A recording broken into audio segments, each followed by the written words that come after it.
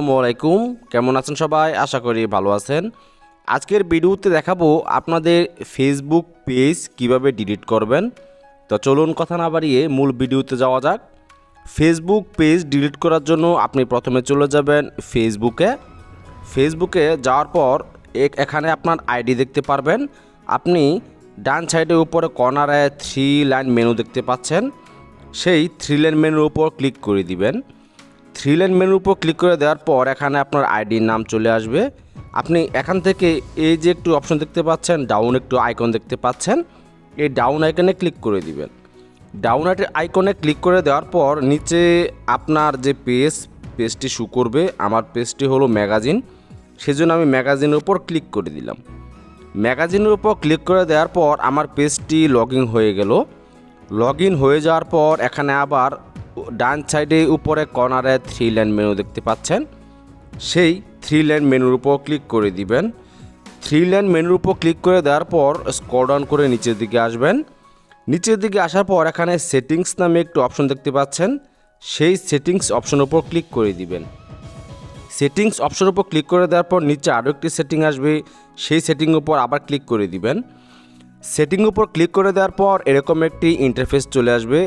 আপনি এখানে দেখতে পাবেন পেজ সেটিংস ফর, আমার পেজের নাম দেওয়া আছে ম্যাগাজিন।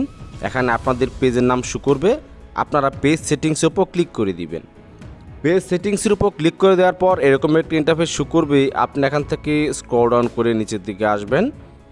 নিচের দিকে আসার পর এখানে একটি অপশন দেখতে পাবেন অ্যাক্সেস অ্যান্ড কন্ট্রোল, সেই অ্যাক্সেস অ্যান্ড কন্ট্রোল উপর ক্লিক করে দিবেন।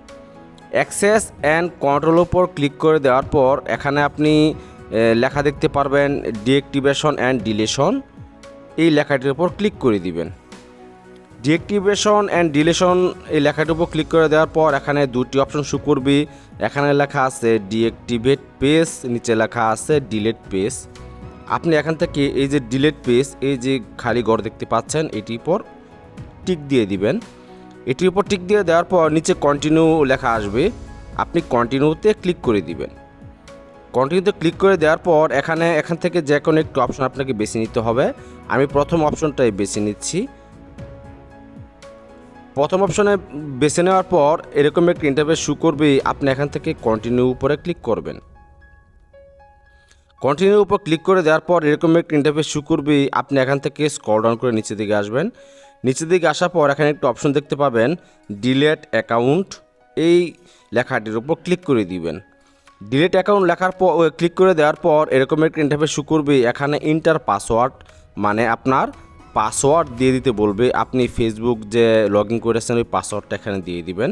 আমি পাসওয়ার্ড দিয়ে দিচ্ছি। আমি পাসওয়ার্ড দিয়ে দিলাম। পাসওয়ার্ড দিয়ে দেওয়ার পরে যে কন্টিনিউতে ক্লিক করে দিবেন। কন্টিনিউ ক্লিক করে দেওয়ার পর এখানে আবার লেখা আসবে ডিলেট অ্যাকাউন্ট, সেই ডিলেট অ্যাকাউন্টে ক্লিক করে দিবেন। ডিলেট অ্যাকাউন্টের উপর ক্লিক করে দেওয়ার পর উপরে দেখুন লেখা আছে your account is schedule for permanent deletion. তারপর এখানে লেখা আছে if you log in to Facebook the next 30 days. তার মানে আপনি যদি আপনার পেজে আবার লগ ইন করেন, তাহলে কিন্তু 30 দিনের ভিতরে লগ ইন করেন, তাহলে পেজটি কিন্তু আবার অ্যাক্টিভ হয়ে যাবে। সো আপনি 30 দিনের ভিতরে আর পেজটি অ্যাক্টিভ করবেন না, আপনার পেজটি অটোমেটিক ডিলিট হয়ে যাবে। সো ভিডিওটি আজ এ পর্যন্তই। ভিডিওটি দেখে যদি একটু উপকৃত হন তাহলে অবশ্যই ভিডিওটি একটি লাইক দিবেন এবং চ্যানেলটি সাবস্ক্রাইব করে পাশে থাকবেন। ধন্যবাদ।